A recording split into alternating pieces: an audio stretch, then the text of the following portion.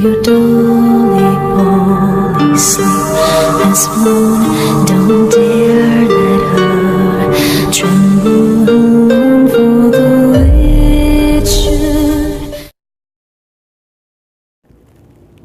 Hello everyone. I hope you all had a wonderful Halloween last night, filled with fun, ghouls, spools, and lots of candy. Halloween can be a fun holiday, but it also can be a really deadly one. Before, there was people like Tony Todd in that cult classic series called The Candyman. Back in 1974, there was actually a Candyman, and his name was Ronald Clark O'Bryan. Join me as we talk about it right now.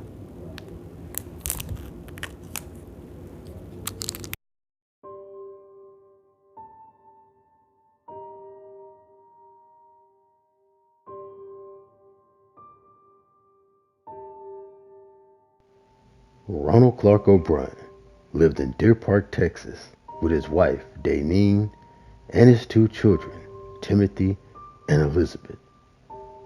He worked as an optician in southwest Houston, Texas, was a deacon at his church, and was in charge of a local bus program.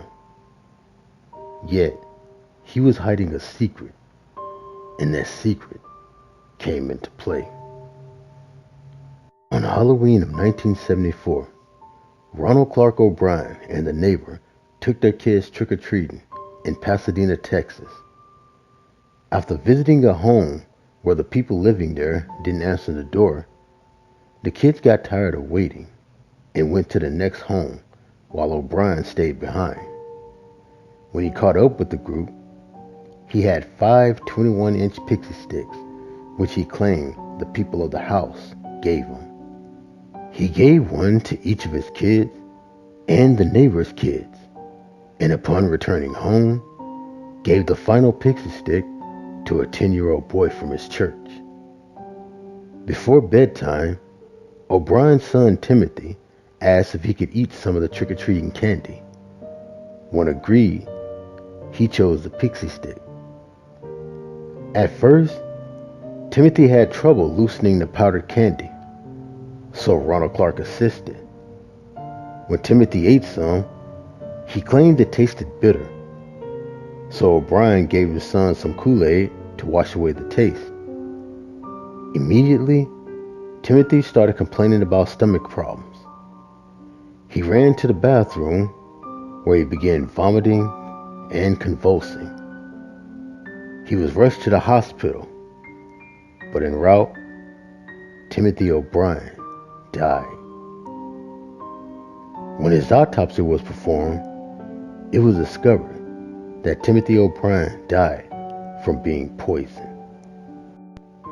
The news of Timothy's death from poisoned Halloween candy struck fear in the community, to where the parents of Deer Park confiscated all the Halloween candy and gave it to the police for fear it was poison. But by that time, it was confirmed that the only thing that Timothy O'Bryan consumed that night was the Pixy stick, and the poison that killed him was potassium cyanide. Luckily, police were able to recover the 4 remaining Pixy sticks, to which none were consumed, and upon testing them, it was discovered that each Pixy stick contained enough cyanide to kill up to 4 adults. After this, police started suspecting Ronald Clark O'Bryan of wrongdoing. When questioned, he initially told police he couldn't remember the house that he got the Pixy sticks from. But when it was discovered that O'Bryan and his neighbor only visited 2 streets because it had been raining, police suspicions grew. And they kept growing when it was learned from neighboring houses that none of them handed out Pixy sticks. It was then that O'Bryan finally led police to the home where he claimed to receive the Pixy sticks. His story now was when the people living there didn't answer at first and the rest left for the next house. He was about to leave, but then the door opened up where a man's arm, only visible, produced 5 Pixy sticks to O'Bryan before shutting the door. Police found out the owner of the home was Courtney Melvin, an airport traffic controller that worked for WP Hobby Airport. And according to Melvin's statement, he didn't get home from work until 11 p.m. on Halloween night. This was confirmed by nearly 200 people he worked with, so police ruled Melvin out as a suspect. As the investigation continued, police learned that Ronald Clark O'Bryan was $100,000 in debt and had a history of not being able to hold on to a job, where it was said that in 10 years before Timothy's death, O'Bryan held 21 jobs. Also, his car was about to be repossessed. He had defaulted on several bank loans, had the family home foreclosed on, and was close to being fired from his current job at the Texas State Optical after being suspected of theft. But the major discovery was when police found out that Ronald Clark O'Bryan had taken out life insurance policies on his kids. One in January of 1974 for $10,000 each. A month before Timothy's death, he took out an additional $20,000 on each child, despite the objection of his life insurance agent. And just days before Timothy's death, Ronald Clark took out another additional $20,000 on each child. Police then found out that after Timothy's death, Ronald Clark tried to claim the insurance policies taken out on his son. Further suspicions grew when they found out Ronald Clark attempted to buy cyanide from a chemical shop shortly before Halloween. So going on their suspicions, on November 5th, 1974, just 6 days after his son's death, Ronald Clark O'Bryan was arrested and charged with capital murder and 4 counts of attempted murder, where he pled not guilty on all counts. Police suspicions were Ronald Clark killed his son and attempted to kill his daughter for the insurance money, and he gave the other Pixy sticks to his neighbor's kids and the kid that he knew from church to cover his crime, though it was never discovered when or where he actually bought the cyanide. His trial began in Houston on May 5th, 1995, where during, a chemist who was acquainted with him testified that in the summer of 1973, O'Bryan contacted him asking how much cyanide would be fatal. A chemical supply salesman testified that O'Bryan asked him how to purchase cyanide. Friends and co-workers testified that months leading up to Timothy's death, O'Bryan showed an unusual interest in cyanide and spoke of how much it would take to kill a person.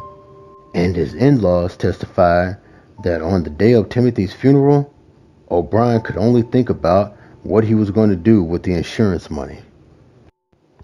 Yet, despite these testimonies, Ronald Clark O'Bryan maintained his innocence. The case and trial garnered national attention to where Ronald Clark O'Bryan was given the nickname the Candyman and the man who killed Halloween.